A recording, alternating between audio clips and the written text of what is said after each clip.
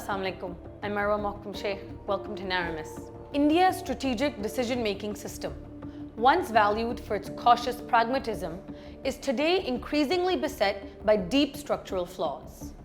Three interrelated issues stand out: the dominance of domestic political compulsions rooted in nationalist sentiment, the centralization of authority around Prime Minister Narendra Modi and the BJP leadership, and the distortion of the information environment that denies decision makers an objective feedback loop.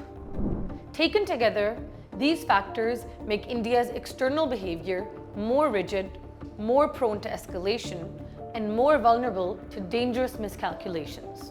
The first challenge is the politicization of national security through domestic political compulsions.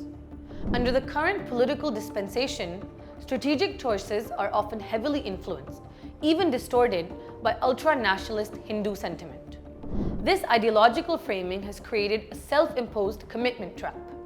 Political leaders raise the stakes through maximalist rhetoric and symbolic posturing, leaving themselves little room to retreat or recalibrate policy without appearing weak.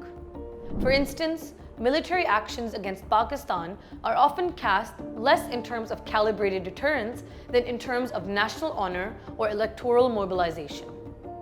Such framing may serve short-term political needs, but it undermines the flexibility and subtlety that effective statecraft requires. When national security is instrumentalized for domestic politics, strategy risks being dictated by the emotional tenor of the electorate rather than by cold assessments of interests and capabilities. The second weakness is the over-centralization of strategic decision-making. While India has long maintained strong civilian control over the military, the present system has become highly personalized. Decisions are now largely concentrated in the hands of Prime Minister Modi and a small circle of BJP hardliners, leaving little room for institutional pluralism. In earlier decades, forums such as the Cabinet Committee on Security or the National Security Council allowed for some degree of bureaucratic and expert input. Today, however, the narrowing of decision-making circles reduces diversity of opinion and increases the risk of groupthink. When dissenting views are filtered out, policy becomes more ideologically rigid and less attuned to the complexity of international realities. The absence of institutionalized checks and balances also erodes the long-term resilience of India's strategic institutions, as they become subordinate to the political priorities of the ruling party. The third and perhaps most insidious problem lies in the information environment. An effective strategic system depends on accurate intelligence, critical media, and robust academic and policy debate to provide leaders with objective assessments. Yet India's political information space has become increasingly distorted.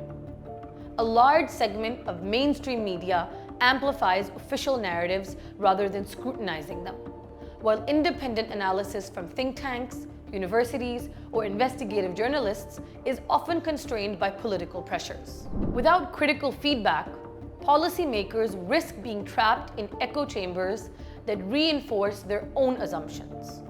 This erosion of objectivity makes it harder to realistically assess adversary intentions or the costs of escalation, and it heightens the danger of miscalculation in times of crisis. The combined effect of politicization, centralization, and informational distortion is to make India's strategic decision-making system brittle.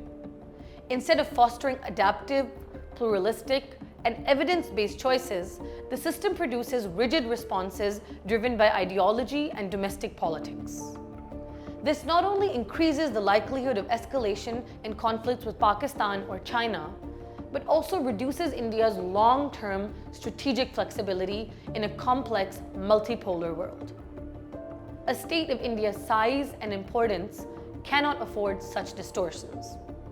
Unless corrective steps are taken to restore pluralism, strengthen institutions, and re-establish objective feedback loops, India risks undermining its own strategic stability. Join the conversation by sharing your thoughts in the comment section. Until next time, Allah Hafiz.